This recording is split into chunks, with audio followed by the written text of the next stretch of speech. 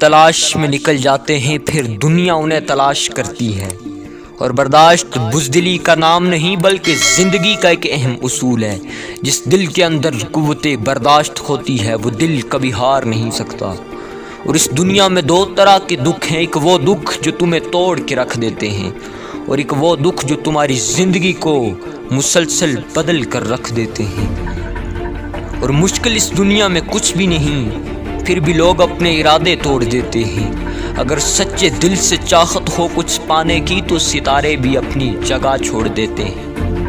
میں آج آپ کو ایک ایسے شخص کی کہانی سنانے جا رہا ہوں، دنیا جسے تھیوڈور روزویلٹ کے نام سے جانتی ہے، اور کوئی عام انسان نہیں تھا وہ شخص جس کا شمار امریکہ کے پریزیڈنٹس میں ہوتا تھا۔ تھیوڈور روزویلٹ وہی انسان تھا جس نے اپنی خامی کو اپنی ناکامی میں نہیں اپنی کامیابی میں بدلا، اور پھر دنیا اس سے سبق لینے لگی۔ وہ تھیوڈور روزویلٹ جو 6 فیٹ کے فاصلے پر بغیر کہ اپنے دوست کو بھی نہیں پہچان سکتا تھا، لیکن اس قدر ماہر نشانہ باز تھا کہ اس کے ہاتھوں افریقہ کے جنگلوں میں بڑے بڑے شیر موت کی نیند سو گئے۔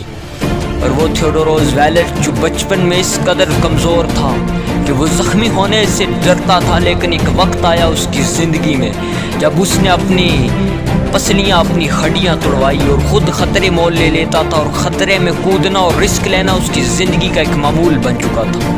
ٹیکونا میں جب وہ کاؤبوائے تھا اور گھڑ سواری کیا کرتا تھا، اور کئی بار وہ گھوڑے سے گرا اور اس کی ہڈیاں ٹوٹی، لیکن اسی حالت میں وہ پھر گھوڑے پر سوار ہو جاتا اور اپنی منزل کی طرف نکل پڑتا، اور خطرے میں کودنا اس کے لیے ایک آسان سی زندگی بن چکی تھی۔ اور اس نے دنیا کو سبق دیا کہ رسک لینا اور خطرے کو مول لینا اور خطرے سے کچھ سیکھنا ہی انسان کی کامیابی کا مقصد ہوتا ہے۔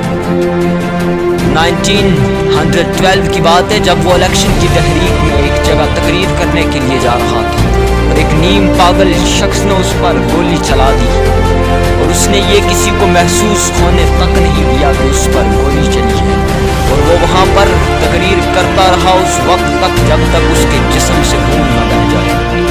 ایسے ہوتے ہیں لیڈر جو صبر کو اپنا دامن بنا لیتے ہیں، جو صبر کو اپنی چادر بنا لیتے ہیں۔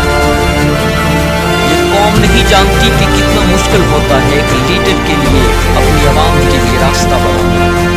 یہ صبر، یہ استقلال، یہ کنسسٹنٹلی، یہ پیشنس ایک لیڈر کے اندر دکھایا ہوتا ہے۔ وہ ایک دفعہ ایک سفر پر جا رہا تھا، راستے میں ایک شخص نے اسے دیکھ کر ہاتھ ہلایا، اس نے گاڑی کھڑی کی اور اس شخص سے آ کر ملا۔ ایسے ہوتے ہیں لیڈر۔